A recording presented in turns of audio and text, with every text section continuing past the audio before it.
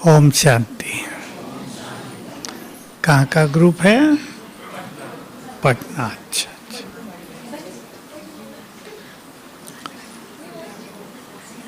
इधर हो जाओ, इधर हो, पहले ही हो जाओ, पहले मुंह इधर कर लो देवियों की तरफ।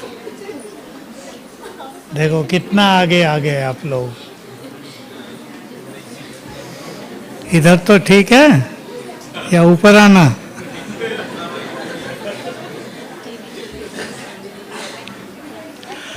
ओम शांति। बाबा हमारी बहुत पालना कर रहे हैं, रोज एक चीज याद दिलाते हैं, तुम बहुत भाग्यवान हो। सोचना है, क्या हमें याद आता है या ग्रस्त में रहते हुए, ग्रस्त की समस्याओं से जूझते हुए ये सत्य भूल जाता है? सोच लो, सभी भूलता है, मुझे पता है, मैं केवल पूछ रहा हूं। रोज याद दिलाता है मुरलियों में बाबा, तुम बहुत भाग्यवान हो। हैं? हैं। जिस चीज की हमें स्मृति रहती है वो चीज हमारी और आगे बढ़ती है। छोटा सा और बहुत गहरा रहस्य सभी को याद रखना है। सवेरे उठकर जो बाबा के शब्द होते हैं, तिलक लगाओ, स्विच ऑन करो, सुंदर संकल्पों से अपने को कुछ बातें रोज याद दिलाओ। प्लान बना लो जीवन का, कुछ बातें रोज याद दिलानी है। किसको? किसको? दूसरों को बाद में, पहले अपने को। मैं सोचा कभी सोच रही हूँ बहनें, दूसरों को याद दिलाना है। पहली बात, मैं इस संसार में बहुत भाग्यवान हूँ। अब सोचो आप और क्या याद दिलाएंगे? भाई लोग बताएंगे। अब मैं आगे आगे दूसरा, स्वयं भगवान हमें पढ़ाते हैं। बहुत बड़ी नशे की बात है। पढ़ाई भी एक बहुत सुंदर पालना है हमारी। इसको पालना के रूप में देखेंगे, भगवान की पालना। वो टीचर के रूप में हमारे पास आए, पालना दे रहे हैं पढ़ाकर। प्यार भी कैसे उनका महसूस होता है? उनके बोल से, जब वो पढ़ाते हैं, कितना प्यार है उसको। तीसरी बात याद रखेंगे, भगवान मुझे बहुत प्यार करता है। हम जन्म जन्म करते आए, अब वो पूरे जन्म जन्म के प्यार का रिटर्न दे रहा है। दे रहा है या नहीं? चौथी बात बोलो। एक और बात, हम उसकी केयर में हैं। समझते हैं ना केयर? जैसे आप अपने बच्चों की केयर करते हैं ना, ध्यान रखना, देखभाल करना, संभाल करना। भगवान भी हमारा सच्चा माता पिता है। इसका अर्थ है ना आप झूठे हैं, आप भी सच्चे हैं, पर सबसे ऊपर जो परम सत्य है वो हमारा माता पिता है। हम उसकी केयर में हैं। छोटी बात नहीं है। भगवान किसी का ध्यान रखे, बहुत बड़ी बात है ना। भगवान हमारा ध्यान रखता है। और पांचवी बात, वो सदा मदद देने को तैयार रहता है। हमें क्या करना है?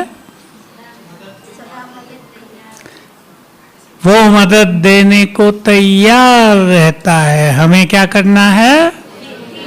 लेनी है मदद। उसके पास पहुंचना है। हिम्मत भी, जहाँ हिम्मत है वहाँ मदद है, पर उसके पास पहुंचना है। हम कहेंगे ये मदद चाहिए तब तो करेगा। कई सोचते हैं उसे तो पता ही है। नहीं, पता तो है।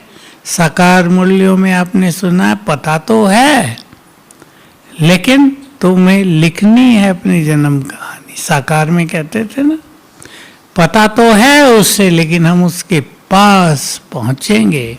इसलिए बहुत पक्की बात कर दो अपने जीवन में, दो भुजा वालों के पास तो अब तक पहुंचते रहे। जन्म जन्म यही तो किया है, मदद के लिए किनके पास पहुंचे? दो भुजा वालों के। अब पहुंचना है 1000 भुजा वाले के पास। रोज ये 5 स्मृतियों के तिलक अपने को लगा देना, रोज रोज याद करते ये पक्के हो जाएंगे। इन्हें कहीं लिख के रख लेना अपने पास, क्योंकि सवेरे जब मनुष्य उठता है तो उसे कुछ याद नहीं होता। कभी नींद का नशा और सो जाऊं, कभी सोने में और उठने में संघर्ष, सो जाऊं, नहीं सोना है, फिर विचार आएगा सो जाऊं, थके हैं, फिर होगा बाबा कहता है नहीं सोना है। संघर्ष भी चलता है या नहीं? चलता है। फिजिकल कारण भी होते हैं, शारीरिक कारण, घरों के भी कारण होते हैं। कईयों के तो घरों में ऐसे आप उठेंगे सब लोग परेशान होकर डांटने लगेंगे, हमारी नींद खराब कर दी, सवेरे सवेरे वॉशरूम जाना भी कठिन, हमारी नींद खराब कर दी। कईयों को समस्या होती है, लेकिन जिनको जो कुछ करना है वो अपना रास्ता निकाल ही लेते हैं। हम बहुत भाग्यवान हैं, पहला भाग्य मिलता है। अब अपने भाग्य की चर्चा करें और यहाँ मधुबन में रहते हुए ये बात पक्की कर दें, हम बहुत भाग्यवान हैं, तो दुर्भाग्य के काले बादल सभी छंट जाएंगे। पहला भाग्य आप सबको मिला हुआ, आप जानते भी हैं, केवल रिवाइज करना है। पहला भाग्य भाई लोग बताओ।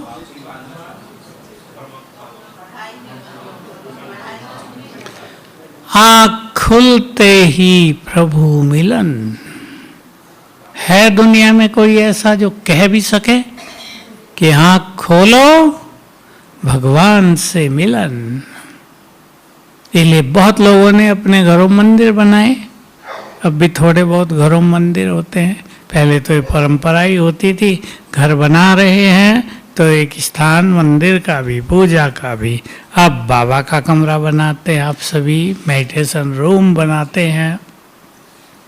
आँख खुलते ही भगवान मिलते हैं। बाबा कहते थे मैं तुम्हें रोज सवेरे जगाता हूँ।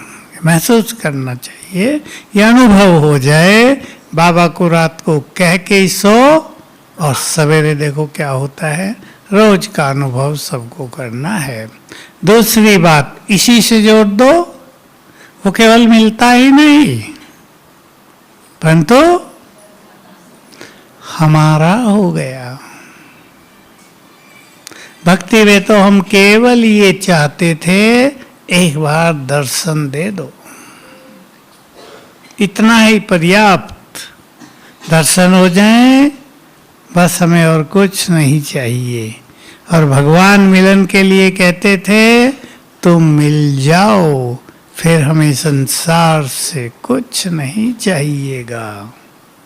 वो भी मिल गया या नहीं? किस किस को मिला? हाथ उठाओ, देखो सारी सभा।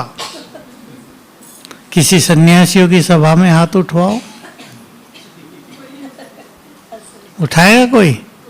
बेचारे भक्त बन गए हैं सारे सन्यासी भी, पूजा पाठ कर रहे हैं, मंत्र जाप कर रहे हैं, प्रभु मिलन से बहुत दूर।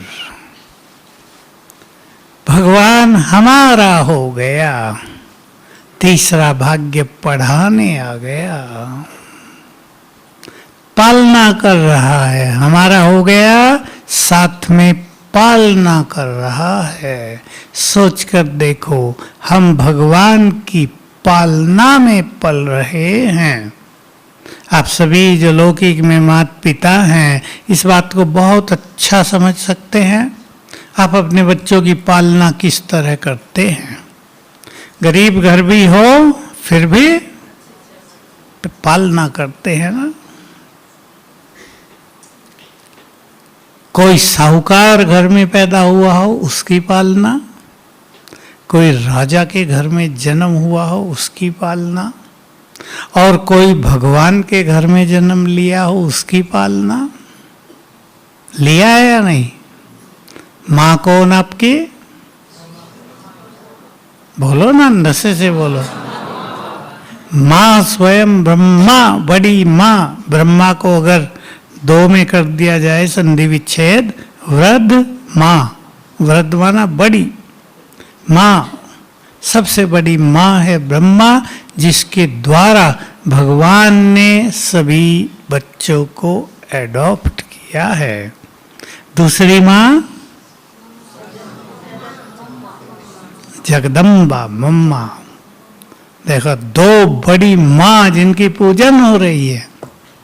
जगदम्बा के पास ही सब जा रहे हैं पूजा पाठ करने के लिए। ब्रह्मा का पाठ गुप्त, लेकिन जगदम्बा का पाठ पूरा प्रसिद्ध। पूजा में सबसे आगे उसका नाम श्री कृष्ण, वो श्री राम का भी है, पर श्री कृष्ण और जगदम्बा या देवियाँ उन सब का आगे। और माँ हो गई ब्रह्मा और जगदम्बा, और बाप सारी सृष्टि का पालन करने वाला बीज। तो कैसी पालना करेगा वो? ब्रह्मा बाबा ने भी जब यज्ञ रचा ना शिव बाबा ने, तो ब्रह्मा बाबा ने भी सभी बच्चों की बहुत अच्छी तरह पालना की। छोटे आए थे ना सभी, कोई 4 साल का, कोई 5 का, 10 साल तक के बहुत बच्चे जो पढ़ने आए थे, और 10 से 15-16 तक के और बड़े, उससे बड़े बहुत थोड़े से, उनसे बड़े तो गिनती के जो भाई आए थे। पालना की बहुत सुंदर ब्रह्मा बाबा ने। क्या पालना करते थे? सुना किसी ने? जो अच्छे घर होते हैं उठते ही शहद चटाना बच्चों को, मक्खन खिलाना, फिर आगे दिनचर्या में बहुत कुछ। आपको पता हो माताएं करती होंगी, मीठा और दही सवेरे खाने से बच्चों की बुद्धि बढ़ जाती है। हम लोग जब परीक्षा देने जाते थे ना छोटे, तो लड्डू बूंदी वाला और दही खिला के भेजते थे। लगता तो बड़ा अच्छा था, बुद्धि बढ़ी या नहीं वो तो पता नहीं, पर बहुत अच्छा लगता था। कूदते हुए जाते थे। दूर थे स्कूल उन दिनों, ज़्यादा स्कूल भारत में होते नहीं थे। 2 किलोमीटर पर था हमारा भी। ठंड में भी दौड़ते भागते चले जाते थे। उन दिनों तो पैरों में चप्पलें भी नहीं होती थी, हवाई चप्पलें तभी तभी निकली थी, वो भी किसी किसी के पास होती थी। भगवान की पालना, सब उसमें पल रहे हैं, तो बहुत बड़ा भाग्य है ना। तीसरी बात, माँ और बाप के साथ परिवार किनका है? और दूसरा ब्राह्मणों का, और तीसरा इष्ट देव देवियों का परिवार, देवकुल की महान आत्माओं का परिवार, जो संसार में सबसे ज्यादा पुण्य आत्माएं रही हैं, उनका परिवार है। कौन बैठे आप सभी यहाँ? देखो बहुत बैठे, उन माताओं को अभी भी जगह नहीं मिली। कौन बैठे आप सभी यहाँ? बोलो ना नशे से थोड़ा। इस देव देवियां, देवियां ही नहीं देव भी बैठे हैं। और दूसरा, संसार की सबसे ज्यादा पुण्य आत्माएं, देव कुल की महान आत्माएं। ये बात मैंने इसलिए आपको सुनाई, अब ध्यान से सुनो। हमारी दृष्टि बदल जानी चाहिए, क्योंकि हम कलयुग से निकल कर आ रहे हैं, तो कलयुग का प्रभाव भी हमारे साथ चल रहा है या नहीं है? चल रहा है या नहीं? चल रहा है। अवगुण देखने की वृत्ति जन्म जन्म की है। अब सबको इस नजर से देखना, ये सब जो हमारे साथी हैं, जन्म जन्म की पुण्य आत्माएं, पूज्य आत्माएं, जिनके मंदिरों में पूजा होती रही, वो आकर इकट्ठे हुए हैं। तो क्या फायदा होगा? इसको वृत्ति कहते हैं, दृष्टिकोण, एटीट्यूड। इसको संस्कृत में वृत्ति कहा गया। वृत्ति अगर इतनी सुंदर हो जाएगी तो क्या होगा? वृत्ति से वातावरण बनता है, वाइब्रेशंस फैलते हैं। आपके घरों के भी वाइब्रेशंस बहुत आकर्षक हो जाएंगे। हम सभी बहुत भाग्यवान हैं। बाबा ने काम भी बहुत बड़ा दिया है। बड़े लोगों को बड़ा काम दिया जाता है। हम बड़े हैं, क्या काम दिया? ठीक बोल रहे, बोलो और बोलो। कई काम दे दिए उसने। विश्व कल्याण का काम, अब गिनते जाना। सबकी पालना का काम। बाबा के बहुत सुंदर शब्द थे, जैसे मैंने तुम्हारी पालना की, तुम भी सबकी पालना वैसे ही करो, प्यार से और शक्तियों से। भगवान ने हमारी पालना की, सर्वशक्तिवान ने पालना की, शक्तियां दे दे कर हमें योग्य बना दिया, माया जीत बनाया, राह दिखा दी। तीसरा बड़ा काम दिया, अब सोचेंगे आगे, प्रकृति को पावन करने का। बड़ा काम है या नहीं? लोगों के स्वप्नों से भी परे। कोई वैज्ञानिक, कोई सन्यासी, शंकराचार्य सोच नहीं सकता। ये तो सब जानते हैं, प्रकृति सतो रजो तमो से गुजरती है, पर तमो से सतो में कौन इसको ले जाएगा? हमारे पवित्र वाइब्रेशंस। बहुत सुंदर काम दिया।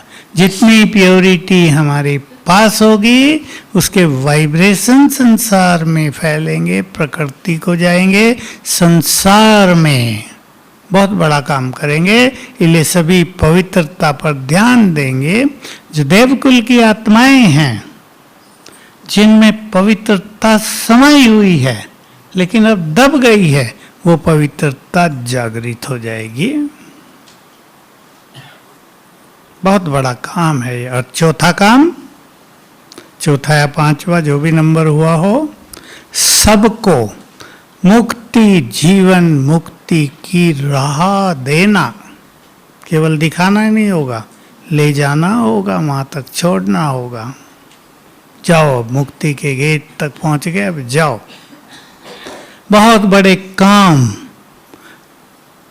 बहुतों को तो मुक्ति का पता ही नहीं, और आजकल तो लोग इतने व्यस्त हो गए भौतिकता में कि मुक्ति आदि की बात यह सन्यासियों का काम है। कोई सोच ही नहीं रहा। लेकिन एक समय आएगा जब सब सोचेंगे, मुक्त होने का समय आ गया है। दो सुंदर बातें सुन लें आप, मैं सुनाई हैं, बाबा की है, साकार मुरलियों से है। साकार मुरलियों की सभी बातें सबको कैच नहीं होती हैं। एक बात, बच्चे एक दिन आएगा, इस धरा पर स्पिरिचुअल रिवॉल्यूशन हो जाएगा। इंग्लिश का शब्द बोला बाबा ने। स्पिरिचुअल रिवॉल्यूशन का अर्थ है, हमारी भाषा, रूहानी क्रांति आ जाएगी, आध्यात्मिक क्रांति। हर व्यक्ति चिंतन करेगा, मैं कौन, भगवान कौन, उससे मेरा क्या नाता, हम कहाँ से संसार में आए हैं, क्यों आए हैं। हम क्या थे शुरू में, अब क्या बन गए, क्यों बने। हम दैवी स्वराज के अधिकारी थे, कहाँ गया हमारा राज, सब इस पे चिंतन करेंगे।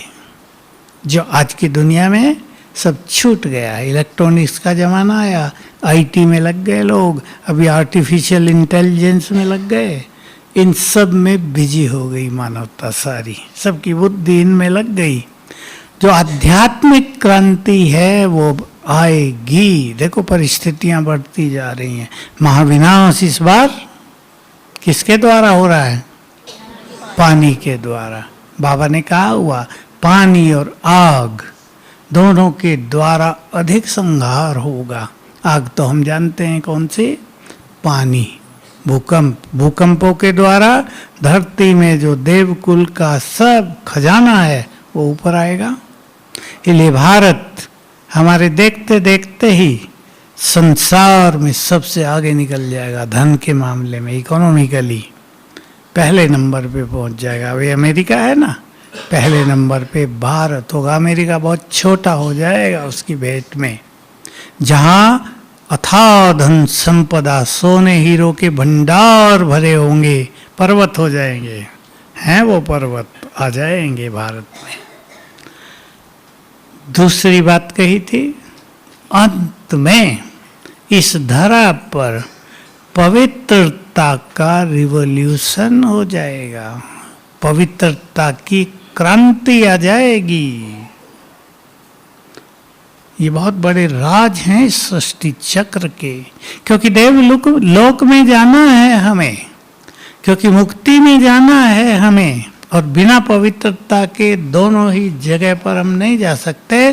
तो हमारे मूल पवित्र संस्कार जागृत होंगे सबके, हमारे तो हो गए, सभी धर्मों की आत्माओं के पवित्र संस्कार जागृत होंगे। सभी आध्यात्म को अपनाएंगे, जो धर्मों के झगड़े वगड़े हैं सब समाप्त हो जाएंगे, तेरा मेरा सब समाप्त हो जाएगा, क्योंकि आध्यात्म सभी के लिए एक ही है, उसमें अंतर नहीं होता। ये नहीं वो हिंदुओं का अलग है, मुस्लिम्स का अलग है, बुद्ध वालों का अलग है, वो सबके लिए एक ही है। हम आत्माएं हैं, इसमें स्थित हो जाएंगे सब, हम रूहें हैं। तो ये दो बड़े काम कौन करेगा?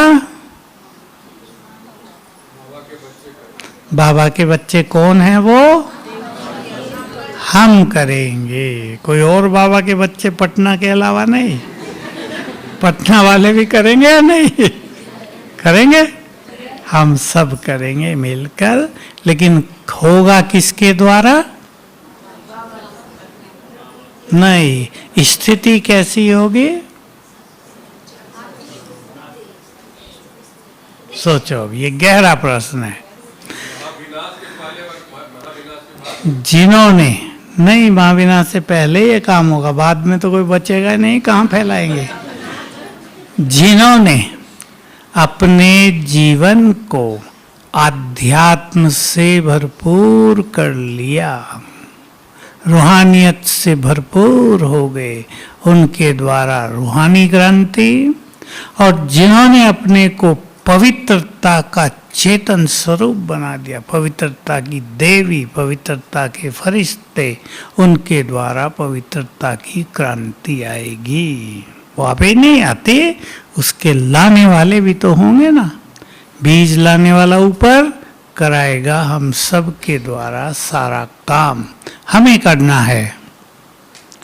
कोई ये नहीं सोचे कि बाबा कर देगा खुद। बाबा ने बहुत अच्छा उत्तर दिया है पीछे। सब कुछ हाथों के द्वारा दिया जाता है ना लोगों को। हमें कुछ भी देना तो हाथों से ही देंगे ना। और भगवान की भुजाएं कौन है? हम भगवान की भुजाएं हैं, तो वो हमारे द्वारा ही सब कुछ देगा। इसलिए हमें उन चीजों से स्वयं को भरपूर करना है जो बाबा ने हमें दी है। अब दूसरी बात पर आ जाएं। स्वयं को परिवर्तन करना। आप सभी यहाँ आए हैं, संसार का सर्वश्रेष्ठ स्थान है ये, है या नहीं? बिल्डिंग सुंदर नहीं है? क्या सुंदर है? बिल्डिंग भी सुंदर है, बिल्डिंग भी बहुत अच्छी है, लेकिन यहाँ क्या सबसे सुंदर है? वाइब्रेशंस।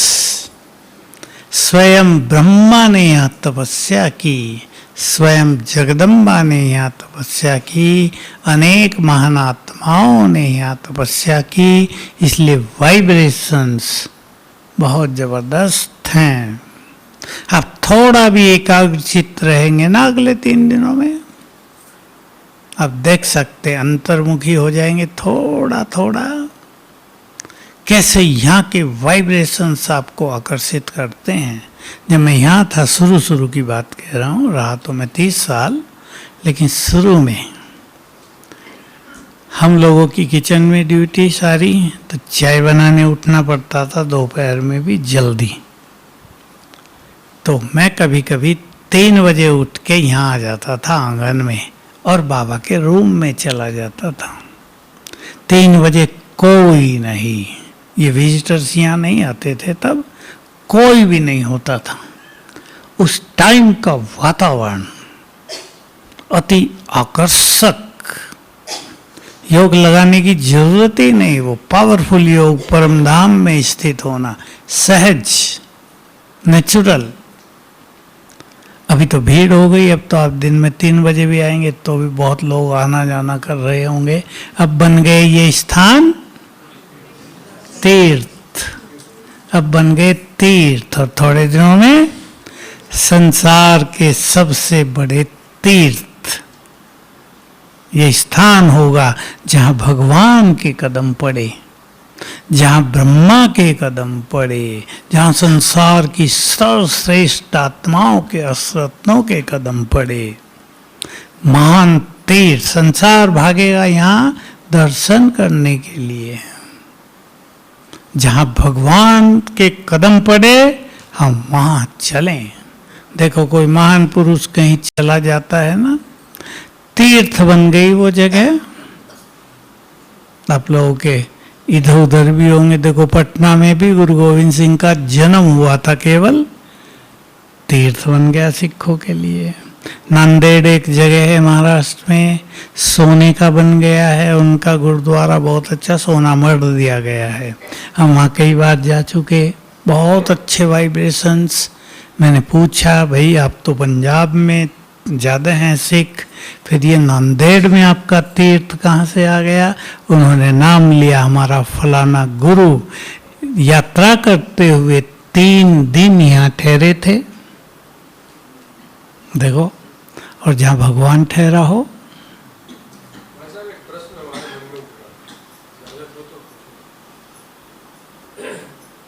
शुरुआत तो सिंध पाकिस्तान से हुई, 13 साल वहाँ तपस्या चला, फिर वहाँ की स्थिति इतनी खराब क्यों? नहीं, वो तो विनाश का संस्था समय है ना, वो तो सबकी स्थिति खराब होगी, भारत की भी, संसार की भी, अमेरिका भी, सब की होगी, सबको जाना है। अब वो तो अलग बात है, वो अलग विषय भी है।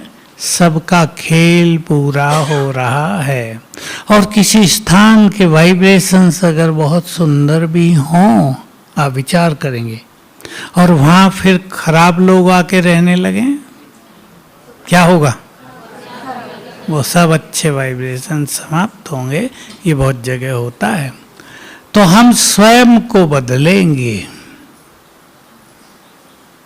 आज इस स्थान पे बैठे हुए सभी 2 चीज पे ध्यान देंगे। एक, मुझे अपनी कौन सी कमजोरी बदलनी है। बाबा के सभी बच्चे सोचते हैं हम खुद को बदलें, पर क्या? ठीक है ना ये बात? क्या? हमारे बोल खराब हैं, हमारा व्यवहार खराब है, हमें क्रोध आता है, हम ज़्यादा सोचते हैं, हम परेशान रहते हैं, हम दूसरों को तंग करते हैं, हम खुद दुखी रहते हैं या दुखी करते हैं। विचार कर लें, मुझे अपने में क्या चेंज लानी है। हम मोबाइल पे कितना रहते हैं, आजकल की समस्या भी थोड़ी सुना दूं। बहुत अच्छा है क्या, सवेरे उठते ही मोबाइल खोल लिया, सोए तो इधर रख के ही सोए। कितना अच्छा है ये। इस मोबाइल ने जो वरदान बनकर भी आया है, बहुतों के जीवन को नष्ट कर दिया है। माताओं को एक कड़वी बात सुना दो, है कड़वी देखो, लेकिन मुझे माताएं सुनाती हैं। हमारी बहू को उसकी माँ रोज फोन करके भड़काती है, वो हमसे लड़ती है। मैं कहा भाई ये तो फोन का चमत्कार है, अब इसमें कोई क्या करेगा। कहा वो वहीं से सिखाती है, दब के नहीं रहना, सास एक सुनाए 4 सुनाना। अब वो लड़ती रहती है मेरे से। ऐसा जो करते हो वो न करें, इससे आपकी लड़कियों का घर टूटता है, नष्ट होता है। जहाँ उनको रहना है वहाँ सुख से रहने दो, प्यार बढ़ाओ, बल्कि ये सिखाओ सास ससुर पति कुछ कहे सहन करके आगे बढ़ना, प्यार से रहना, खूब काम करना, सबको सुख देना। सिखा क्या देती है माताएं? है रोज चाय देने की सास को जरूरत नहीं, अपने खुद बनाए और पिए। माताएं हंस रही, करती तो होंगी ये पुण्य का काम।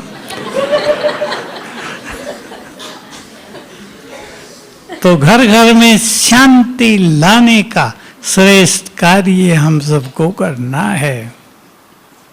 ठीक है, करना है ना। अपने में चेंज। क्या चेंज?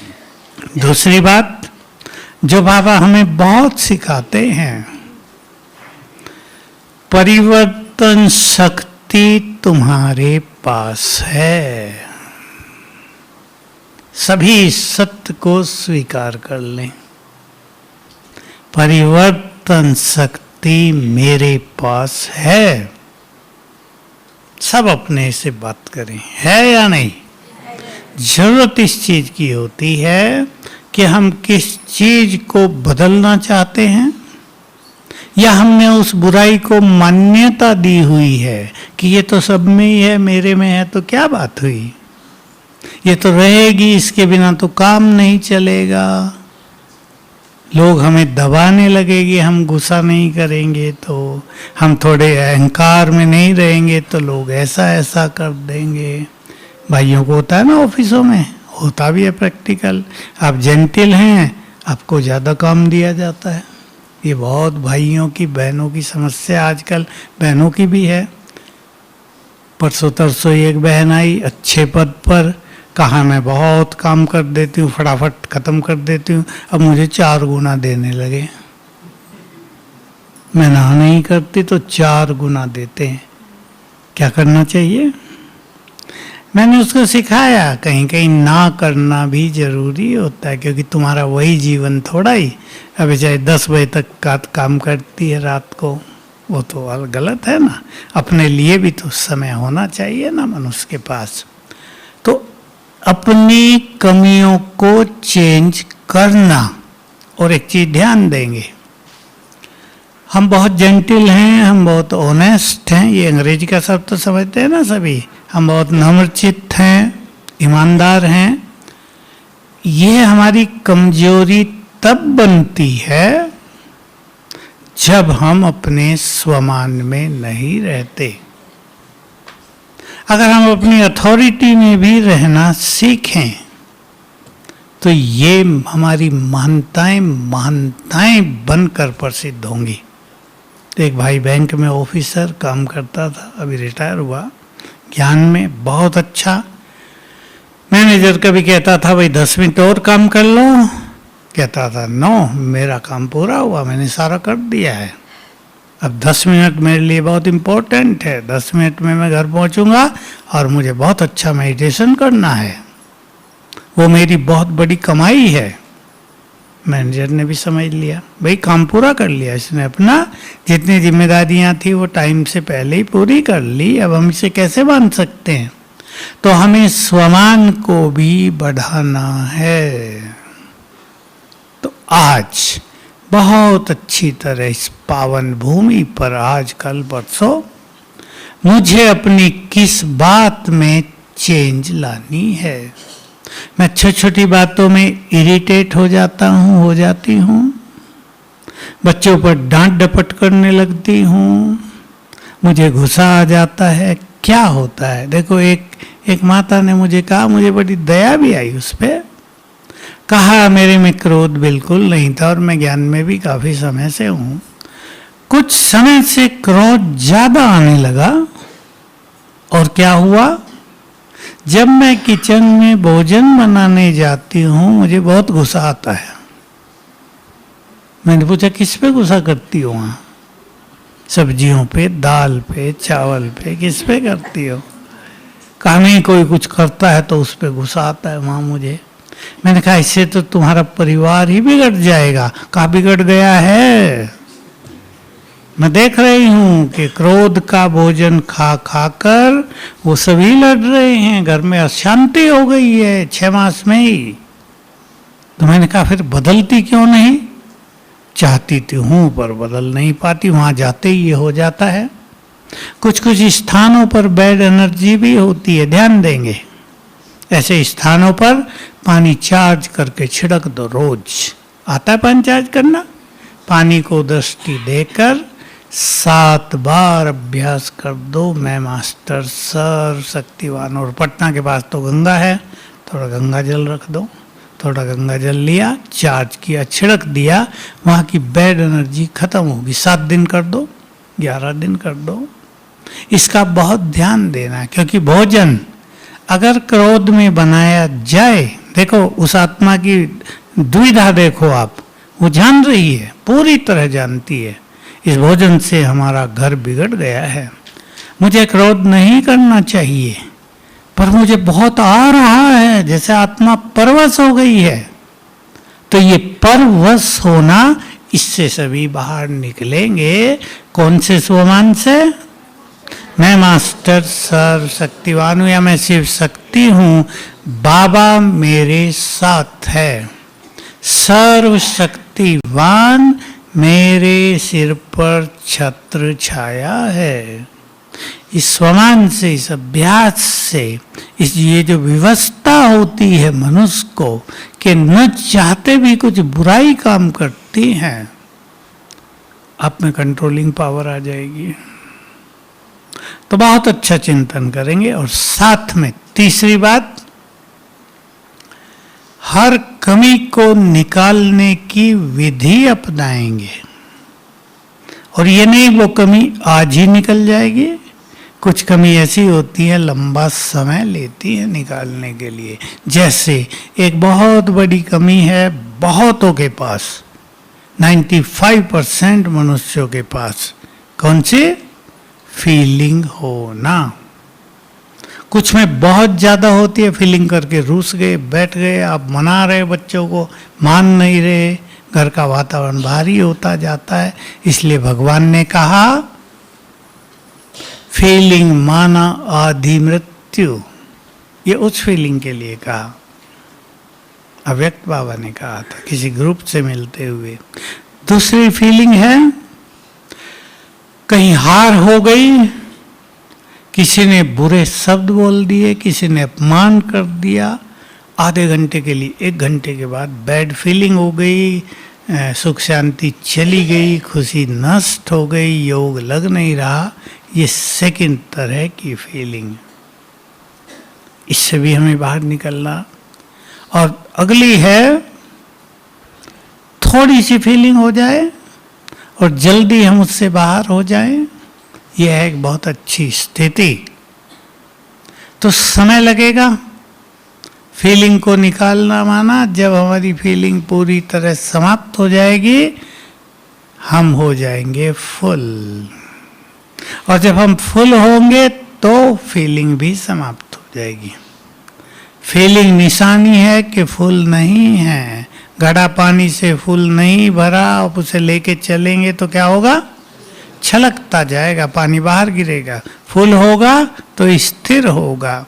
मनुष्य भी जब फुल हो जाता है, खजानों में फुल, ज्ञान में फुल, स्वमान में फुल, योग में फुल, तो फिर फीलिंग भी नहीं आती है। क्रोध पे सबको काम करना है यहाँ। बहुत बाबा के बच्चों का क्रोध तो छूट ही जाता है, बहुत ज़्यादा छूट जाता है, जिनको अटेंशन रहता है कि अब क्रोध नहीं करना है। क्रोध के नुकसान दिखाई देते हैं प्रैक्टिकल में। सबसे बड़ा नुकसान क्या होता है?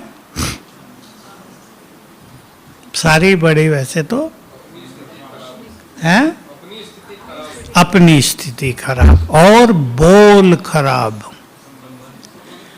बोल से जो अपने प्रियजन हैं उनसे नाते खराब, न जाने क्या बोल निकल जाए, क्योंकि क्रोध विवेक शक्ति को नष्ट कर देता है। मनुष्य को क्या बोलना हो कुछ नहीं समझ पाता और कुछ भी बोल देता है, फिर पश्चाताप करता है। इसलिए एक स्लोगन लिख लेंगे अपने पास, अपने घरों में भी कहीं लिख के रख दें तो बहुत अच्छा होगा। हमारा 1 सेकंड का क्रोध हमारे उज्जवल भविष्य को नष्ट कर सकता है। आप अगर जेलों में जाओ तो कितने कैदी आपको मिलेंगे। हम लोगों की सेवाएं चलती है ना जेलों में, हमें भी कभी कभी जाने को होता है, बातचीत होती है, पता चलता है अनेकों की जेल का कारण उनका पल भर का क्रोध। अगर वो उस पल भर को ठीक कर लेते तो उनका जीवन, उनके परिवार का जीवन बिगड़ता नहीं। क्रोध आया, कुछ भी कर दिया, फिर जेल में पड़े, किसी को आजीवन कैद, किसी को गोली मार दी, छोटी सी बात पर गुस्साया, कंट्रोल हुआ नहीं और मार दिया, दोनों गए। तो याद रखेंगे, कहीं भी हमारा 1 सेकंड का क्रोध भी हमारे सुंदर भविष्य को नष्ट कर सकता है। आपके बच्चे भी सीखें। दूसरी बात भी एक लिख लो और अपने घर में अगर लिख के रख दो, कांच के नीचे भी रख दो, अगर डाइनिंग टेबल आपके पास होती हो, नहीं तो बोर्ड बना के रख दो। हमारे पॉजिटिव चिंतन, हमारा पॉजिटिव चिंतन हमारे उज्जवल भविष्य का निर्माण करेगा। सभी पढ़ें, क्योंकि पढ़ के मनुष्य ज़्यादा सीखता है। हम सिखाएंगे तो कम सीखेगा। पढ़ के खुद उसका चिंतन होता है और वो सोचता है मुझे नेगेटिव नहीं रहना है, पॉजिटिव रहना है। किसी में ज़्यादा सोचने की आदत हो उसको भी ठीक करेंगे विधि पूर्वक। विधि के बिना नहीं होगा। अभी हम विधि की चर्चा नहीं करेंगे, टाइम हो रहा है। किसी में जल्दी परेशान होने की आदत हो वो भी उसे ठीक करेंगे। एक संकल्प करो, मुझे तो संसार की परेशानियों को मिटाना है, मैं कैसे परेशान हो सकती हूँ। बस बल आ जाएगा। एक संकल्प से बल आएगा। एक एक संकल्प हमें बल देता है। छोटी छोटी बातों में टेंशन में आने की आदत हो उसको भी ठीक करना है। इन सब बातों पे बहुत अच्छी तरह सभी विचार करेंगे। परिवर्तन शक्ति हमारे अंदर है, बस परिवर्तन करने की दृढ़ इच्छा होनी चाहिए। मैं सोचा करता था जब बाबा इसी हॉल में आते थे, यहाँ बैठते थे, ये प्लेटफॉर्म नहीं था, ऊपर वाला प्लेन था, तो बाबा की बहुत मुरलियाँ चली बाप समान बनने की।